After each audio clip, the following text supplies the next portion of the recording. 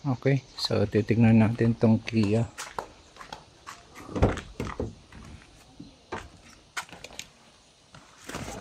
So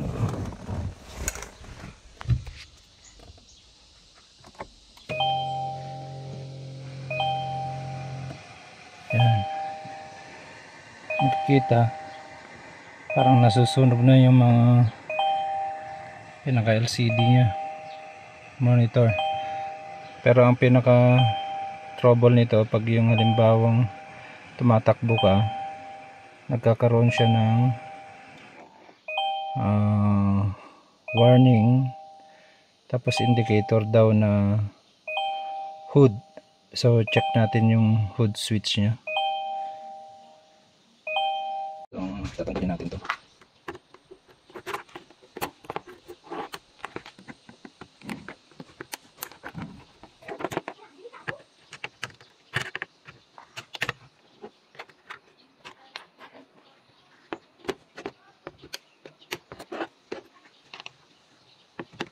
So dati nang basag to, palitan ko na lang kasi dinala sa Kia to. Ito lang pinalitan nila. Saka yan daw, saka yung syempre yung isang problema nito is yung suspension. So pinalitan na rin nila yun, pero itong sensor hindi ata nila na-check. So yun, tingnan natin dito. Okay, so tatanggalin natin.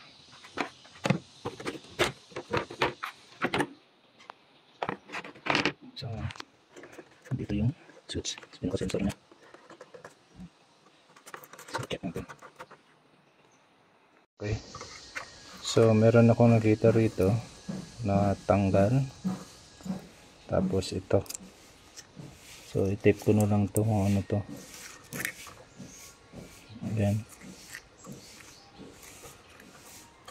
siguro may tinanggal silang pinaka sensor dito or abang lang, pero pwedeng naididikit kasi ito dahil yan, ground to, tapos ito hindi naka cover. So tatanggalin natin, tapos i-cover natin, no? Yung pinaka ano. Okay, so yan, may na-discover ako dito, di ba? May dumidikit yung ground dito, di ko alam kung ano yung wire na to. Tapos binuksan ko, hindi naman yung original to. So ibig sabihin nun may nag-tap dito. So tanggalin na lang natin dahil wala namang connection ngayon.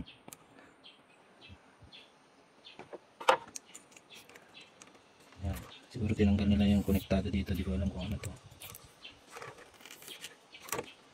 Yan.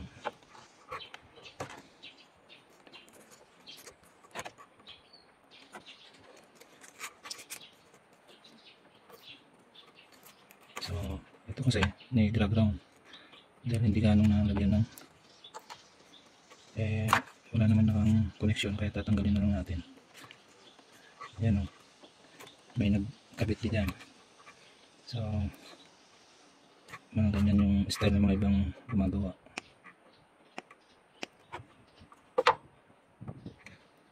Okay, yan. So tinanggal natin, ibalik natin sa dati.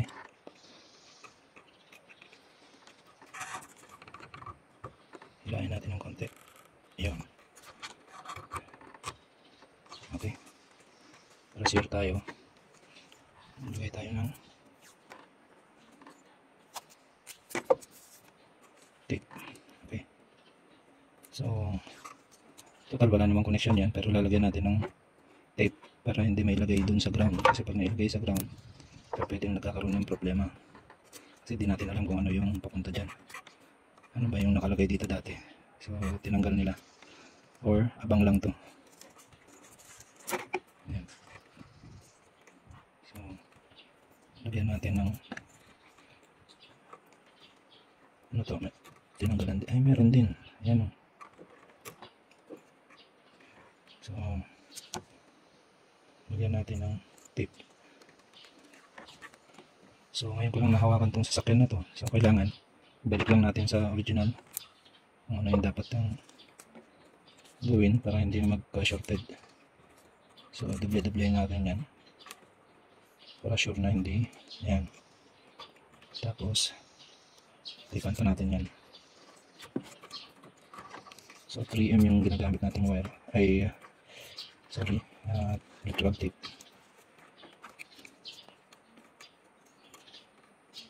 So yan. So kahit na may dikit-dikit na yan, walang problema. So ito naman para sure na hindi mapasukan ng tubig or something na pag umulan. Yan. Kasi di natin alam kung ano yung nakalagay dyan. Okay. Kasi minsan pag nagta-travel daw yung ginagamit nila itong sasakyan na to, eh, biglang may nagwa-warning sign dyan sa hood, sa may harapan, sa may dashboard niya. So yan, para makasigurado tayong hindi mapasukan. So kaya binibideo ko to para kahit paano may reference tayo sa susunod na gagawin natin. At least kasi mga computerized na po ngayon ng mga sasakyan, maraming sensor. So sure natin na maganda yung connection niya. So yung ito, testerin natin yung switch na to. May dalawang socket dito. Ayan. So tignan natin kung abot ba ng tester natin.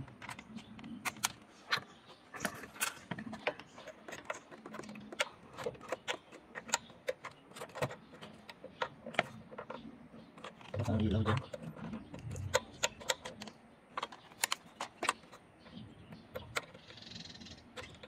Switch mo bro. Pinutin mo ito. Ito. Ganun na. Isang beses lang. Sige. Wala. Sige. Switch. Wala.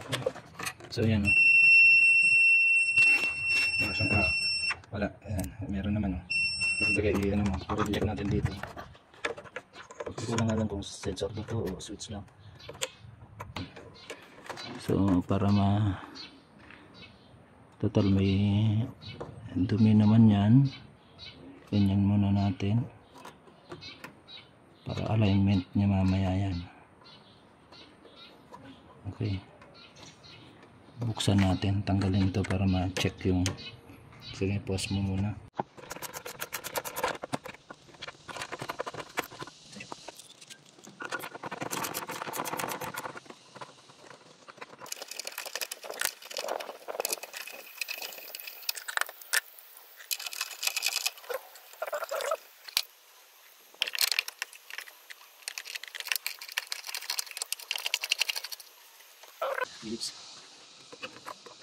Kasi ang problema nito kasi may time na may nagpapapap dun sa harapan, dun sa may dashboard niya. Siguro kanina yung wire na dumidikit sa ground, pwede yun. Pasatan na lang natin naman yan, W40.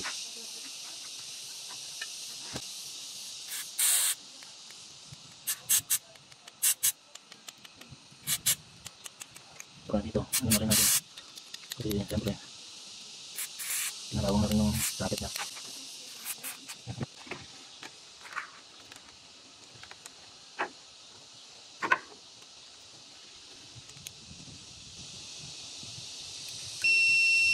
Okay, kita yung ano.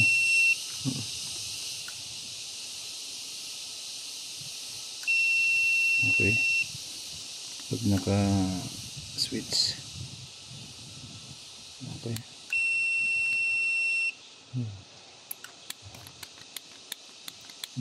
nag-ano siya ng konti.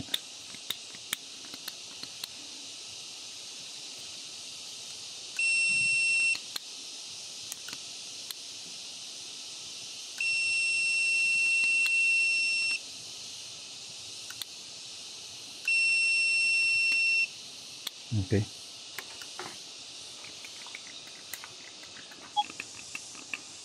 So nalagyan natin ng ano kasi kanina may time na nagaganyan, naiiwan. Kasi dapat nakaganon.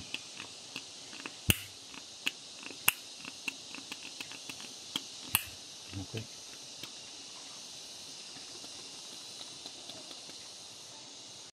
So may delay kanina. So hindi pa pwedeng walang grasa to para nag-stack up kasi. Yan, okay na. So lagyan lang ng grasa dito. Kahit WD-40 wala na.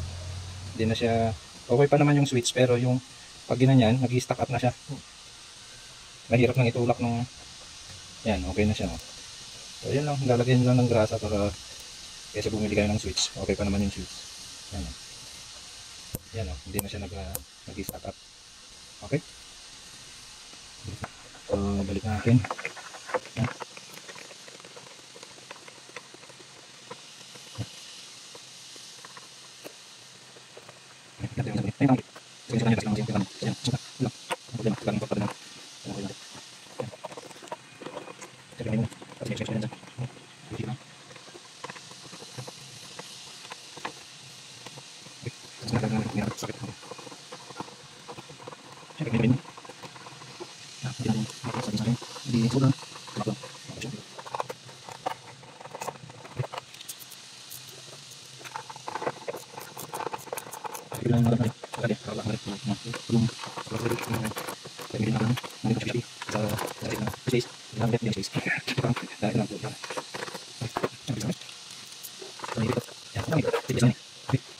So kapain natin to. Oh, yan oh.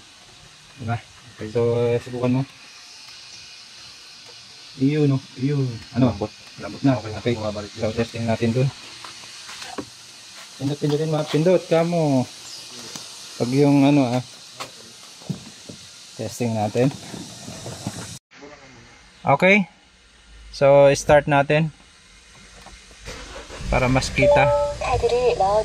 So may konting damage na yung LCD nya, monitor nya. Sige, may stripe na ng konti. Sige, hindi kita lang sa video. Sige, pakipindot. Okay. Sige, bitawan. Pindot. Sige, sarado ko muna para kita. Okay. Bitawan, pindot. Pakipindot. Ayun, bitawan. So, okay na sa tingin ko. Yun lang ang problema nito. Sana maging okay kasi yung wire niya na isa dun sa socket may ground. So, siguradong magkakaproblema pag ganun. So, yan. Tapos may stack up siya ng konti. Nakapindot? Pinindot mo? Pindot. Yan, okay. Kasi syempre yung hood niya hindi pa nakababa. So ilagay na natin, patayin na natin. So makikita may konting, pag sa video hindi ganong kita pero may konting stripe na sa kanyang gusto ko lang mga atras. Automatic. So ilagay na natin bro. Ilagay mo na. Baliktad. Ayun. Itaas mo muna to. Yan, ganyan muna. Tapos yan. Okay.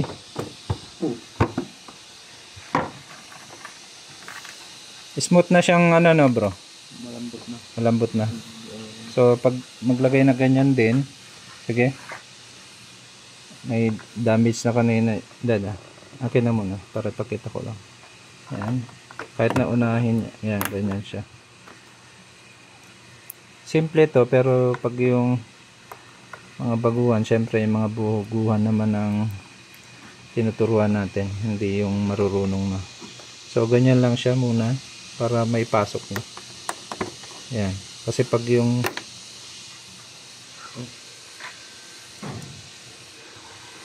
yan. So pag ganito na, huwag nang gamitin to.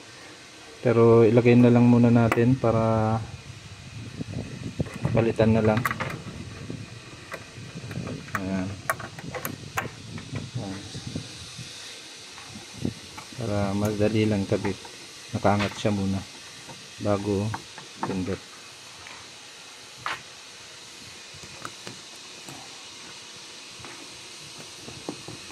Ayan. taas mo muna ng konti bago pindot. Ayan, ipasok mo na to. Ayan.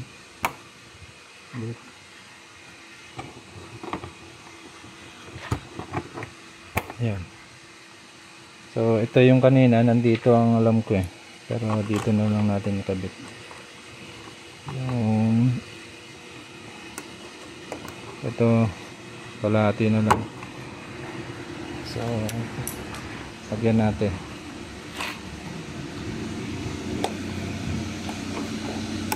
So yeah, paki sarado, tignan natin kung ano. Sige, sarado. Lakasan mo. Bagsak. Ayun. Okay.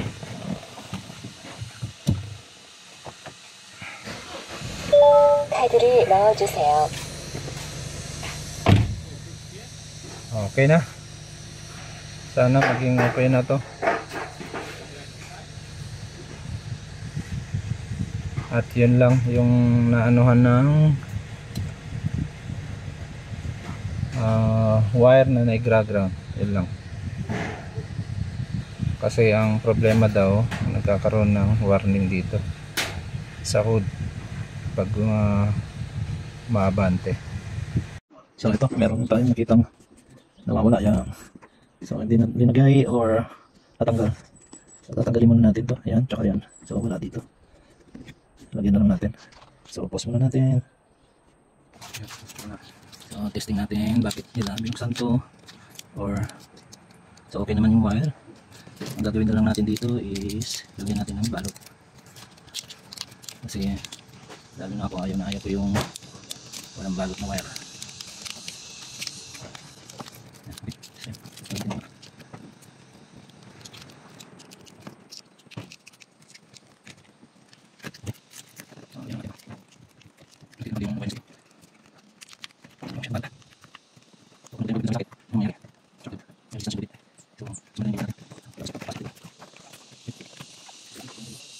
Testing natin.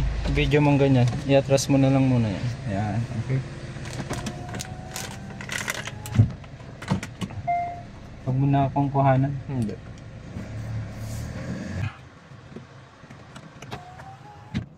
So liwanag ng screen niya. 2015 ito model. Pero ang mga features niya parang 2020 na kasi galing sa bansa to. So imported. Parang 2020 sa ating. So ang suspension nito maganda. Seatbelt. Yun. So far wala namang warning dyan. Yun lang, lagyan nyo ng grasa kasi minsan nag-stack up. So dito lang pag magpakita na sa labas. Dito lang. Okay.